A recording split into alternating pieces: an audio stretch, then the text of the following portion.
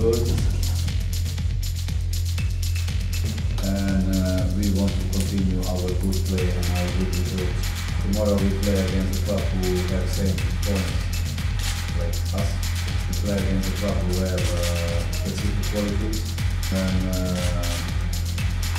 we play at home. And I think that from the base of our qualities, we can take 3 points to nothing.